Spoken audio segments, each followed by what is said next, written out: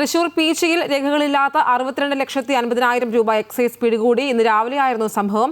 കർണാടകയിൽ നിന്നും വരികയായിരുന്ന സ്ലീപ്പർ ബസ്സിലെ യാത്രക്കാരൻ കർണാടക സ്വദേശി ഉദയ് എന്ന ആളിൽ നിന്നാണ് പണം പിടികൂടിയത്.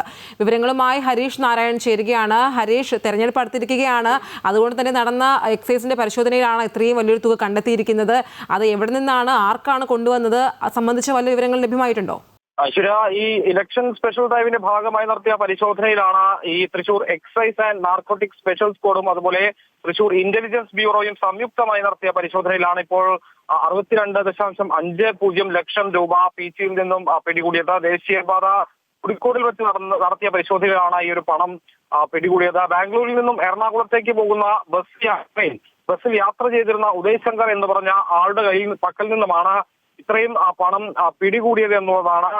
57 39 53 എന്ന ബസ്സിലായിരുന്നു ഇയാൾ യാത്ര ചെയ്തിരുന്നത്. സ്ലീപ്പർ ബസ്സായിരുന്നു. ഈ ഒരു ബസ്സിൽ നിന്നുമാണ് ഇയാളെ പിടികൂടിയത്. ചോദ്യം ചെയ്യലിൽ നിന്നും ഇത്രയും പണം പിടികൂടുന്ന ഒരു സാഹചര്യമാണ്. തിരഞ്ഞെടുപ്പുമായി ബന്ധപ്പെട്ടാണ് ഇത്രയും പണം ഇങ്ങോട്ടേക്ക് എത്തിച്ചത് എന്നുള്ളതാണ് ഇപ്പോൾ പ്രാഥമികമായി ലഭിക്കുന്ന വിവരം. കർണാടകയിൽ നിന്നും എറണാകുളത്തേക്ക് പോകുന്ന ബസ്സിൽ നിന്നാണ് ഈ ഒരു പണം കണ്ടെത്തിയത്. ഇലക്ഷൻ സ്റ്റാറ്റിക്സ് സർവേലൻസ് ടീമിന് ഈ ഒരു പണം കൈമാറും. തുടർന്നായിരിക്കും പരിശോധന. ഇതിന്റെ സോഴ്സ് എവിടെ നിന്നാണ്, ആർക്കാണ് ഇത് എത്തിച്ചുകൊണ്ടിരുന്നത് എന്നതടക്കമുള്ള വിവരങ്ങൾ ലഭ്യമാകാനുണ്ട്. ഇയാളെ, ഈ കർണാടക സ്വദേശിയെ ചോദ്യം ചെയ്തുകൊണ്ടിരിക്കുകയാണ്. അതുമായി ബന്ധപ്പെട്ട കൂടുതൽ വിവരങ്ങൾ വരും മണിക്കൂറുകളിൽ ലഭ്യമാകും എന്നുള്ളതാണ് മനസ്സിലാക്കുന്നത്. ഇലക്ഷൻ സ്പെഷ്യൽ ഡ്രൈവിന്റെ ഭാഗമായി ജില്ലയിൽ ഉടനീളം ഇത്തരത്തിലുള്ള പരിശോധനകൾ നടത്തുന്നുണ്ട്.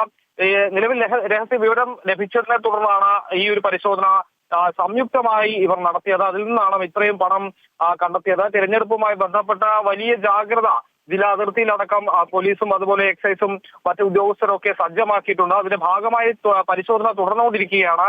അതിനിടയിലാണ് ഇത്രത്തോളം പണം കണ്ടെത്തിയത് എന്നുള്ളതാണ് ഏറ്റവും പ്രധാനം. എന്തായാലും പോലീസും മറ്റു ഉദ്യോഗസ്ഥരും ഈ ഒരു കർണാടക സ്വദേശിയെ ചോദ്യം ചെയ്തുകൊണ്ടിരിക്കുകയാണ്. ഐശ്വര്യ. ശരി, ഹരീഷാണ് വിശദാംശങ്ങൾ നൽകിയത്.